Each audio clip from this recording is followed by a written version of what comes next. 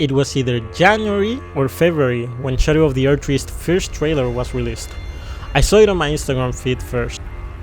Pure and radiant, he wields love to shrive clean the hearts of men. I was playing Fear and Hunger at the time, a dark, brutal RPG with elements of survival horror.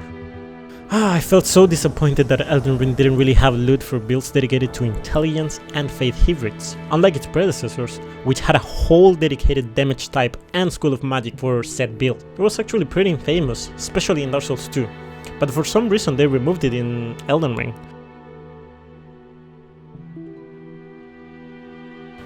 I basically decided to make a build under the bet or impression FromSoft would add more stuff for intelligence and faith builds. So I made a build centering around death spells and the Sword of Nine Flame, which basically took inspiration in the character that I was playing in Fear and Hunger called Dark Priest. That's the character class that I chose for my first run, and I really liked the fact that it's centered around magic. Even though the character itself starts pretty weak compared to the other characters in the beginning of the game, much like in Fear and Hunger itself, I decided to do the same in Elden Ring and start with a character that was focused on using that stuff that nobody else used. I mean, Ancient Death Rancor was like almost never used because it dealt so little damage at the beginning of the game. Later on, if you have the correct stuff, you can scale. Multi-hit spells become more dangerous because of the way scaling works in these games. But at the beginning, I had to stick with really basic stuff. I mean, I remember using Black Flame Blade coupled with the Poison Fists, the Poison Fangs, which would actually synergize really, really well, because the high dot from the poison and the Black Flame really made it so that enemies had to deal with the DOT pretty consciously, while dealing with the pressure of a fist weapon right in their face.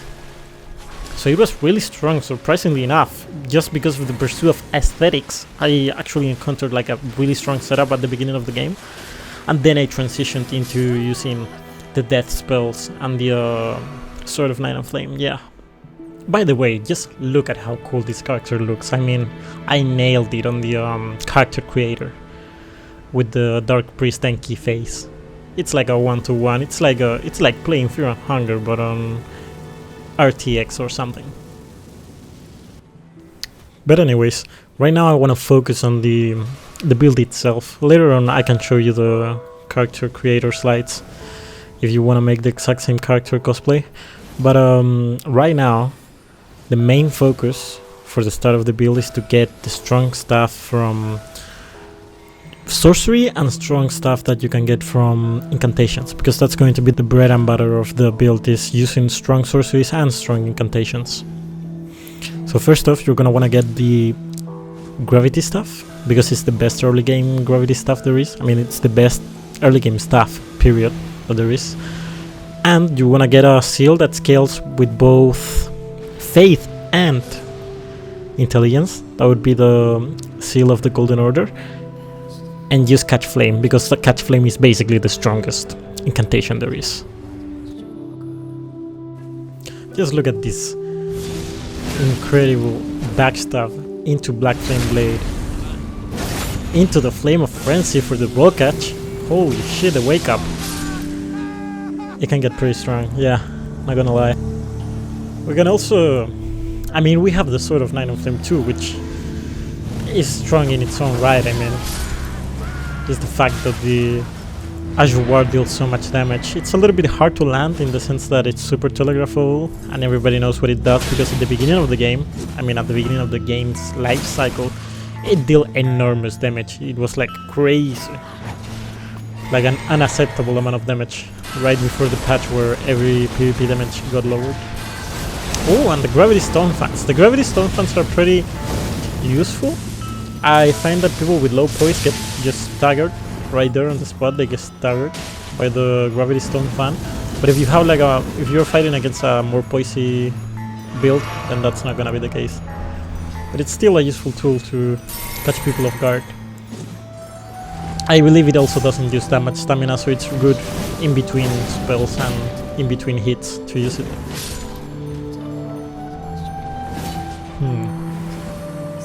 Here I think I switched to the fangs because it's just a little bit too hard to try to land an Ash of War there. Although maybe the straight sword covers more. Yeah, the straight sword does cover more terrain for that. The turn and burns and shit. This combo is dangerous. At low levels, any Ash of War that's powerful coupled with Endure is going to absolutely melt players. That's just what it is. So yeah, Dark Priest, that's how you start. Going more in depth into the spells of the build, I wanted to attempt to basically cosplay the Dark Priest from Hunger and the spells that game has, which bizarrely enough I think translate pretty well into Elden Ring. I mean, there's like concepts that are pretty similar. Right on the screen I'm going to show you. Basically what I did is I made a list of all the spells that are on Fear and Hunger, and then I translate them into Elden Ring's arsenal of spells, basically.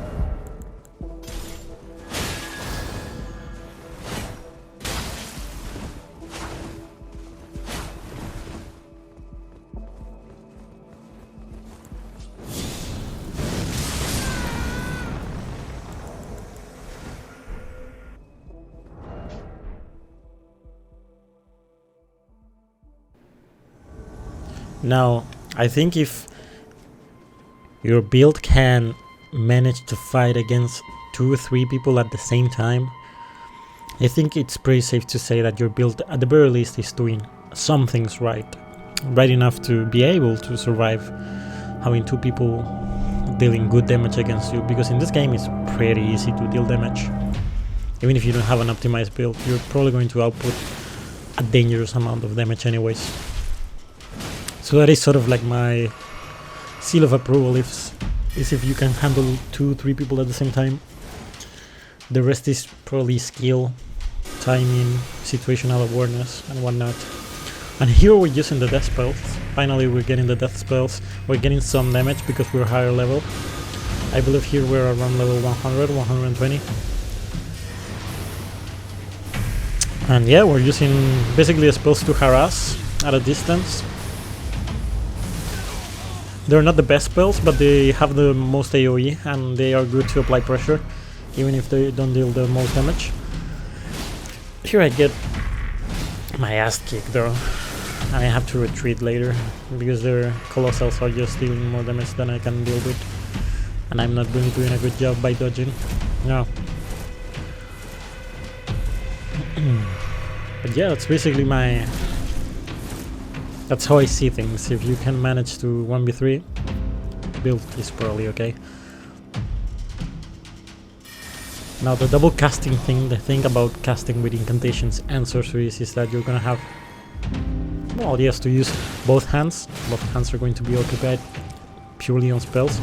So you gotta have at the very least 1 melee spell that's relatively fast to cast. At least comparable to the speed of a Great Sword R1 or a Straight Sword R1, right? Because you don't wanna have to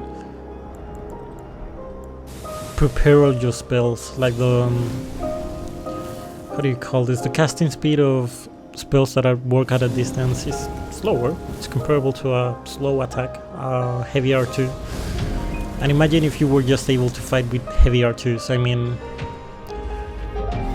that would be, yeah, you would be slower, way slower than anything your opponents would do. So you need spells that vary in terms of speed and damage. The thing about Catch Flame is that it's fast and it deals a shit ton of damage anyway, so I mean, it's kind of bizarre in that way. I think it should deal less damage and the other spells should deal more damage, or they should be faster, slightly faster, because Catch Flame is like the best of all worlds. I mean, dealing 500, 400 damage per hit. Why would I ever cast Bloodflame Talons if Catch Flame literally does that, but faster and better? Ooh, here's the Adula's Moonblade. Getting in that damage, yeah, that frostbite damage, and then all of a sudden a 1v3 with no Estus turns into a 1v1, and we got this pretty much in the back. Yeah, guy turned way too passive. All of the aggressivity that he had while his body was still alive gone, and I'm able to chain cast any spells and deal massive amounts of damage.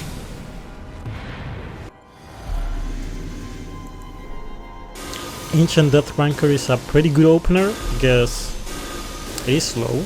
I mean, it is really slow, but it staggers, which is basically the whole idea of that spell, is to stagger. Opposite from the Stars of Ruin, for instance, or Shower Star. Wait, no, Star Shower does stagger and it deals a lot of damage. It's basically like Ancient Death Rancor, but good. But Ancient Death Rancor is good to set up other spells and combo into other spells. Since it staggers, it's great to combo alongside other spells that would otherwise not really land, or they wouldn't deal a lot of damage. Well, if you combo it with Ancient Death Rancor, then you get some pretty nice I guess you get some pretty nice clips. And they have really good tracking. I mean, I think it's probably the spell that has the most tracking, if you think about it. Imagine if it didn't. I mean, it's slow as fuck. Imagine if it didn't have any tracking. It sort of reminds me of Affinity from Dark Souls 1. Yeah, that spell had nasty tracking. I mean, it locked onto players like crazy. There you saw, it doesn't deal a lot of damage, 120 damage. 250 damage at the most. I think this is level 100, yeah. And well, it's for that, it's to stagger while you combo into other things. Like there, for instance, I mean, holy shit, that was a combo. Almost 1000 damage in Mace's R1s and Ancient Death Rancor. That's the utility of that spell. And now that the cat is out of the bag, I guess I just stay aggressive on this guy with the mace, my magical mace. That's the cool thing, we can use both magic damage and sacred damage since we are both faith and intelligence. So we don't have a shortage of damage types, which is really good for PvE. Things to keep in mind with this build. You're gonna have relatively low endurance, so that means a very small stamina bar. So you need to be really careful. Basically you can't do the spamming thing because you're gonna run out of stamina and anything will basically get you at that point. You gotta really think when to use a spell and how to use it. And if you find the right combination of spells and cast it in the precise time, you're not gonna need basically to make any extra moves. It's kinda weird that spells use stamina, but they don't use that much stamina, so you can do a lot. There you saw the combo. The Adula's Moon Lady into the Catch Flame. Only a hybrid build could do that, so yeah. And the self-unaliving. Wow. Top tier PvP. Also a really good spell that pairs very well with this build is Giant Flames Take Thee, for when you don't wanna rely on precision, because that spell has just a big AoE. And for some reason people have a really hard time dodging it, probably because of the timing. I almost always charge it up though, because it enhances the AoE aspect.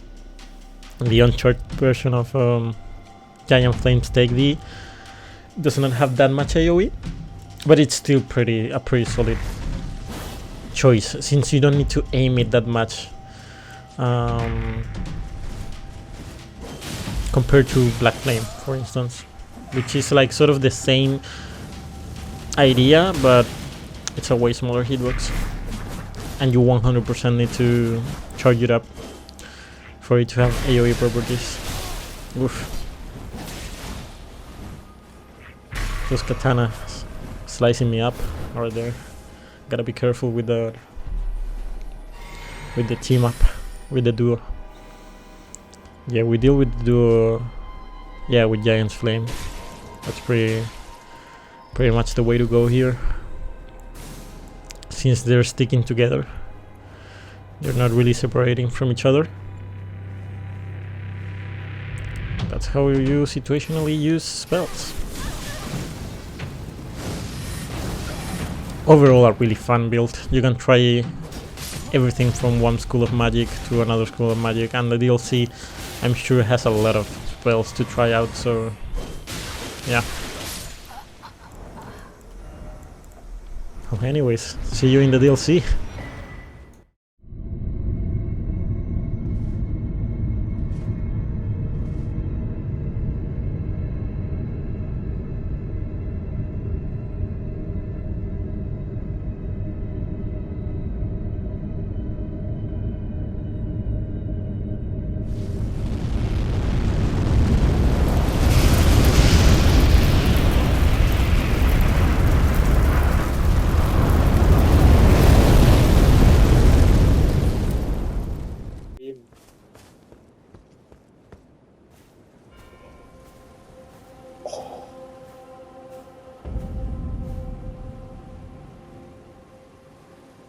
Holy shit!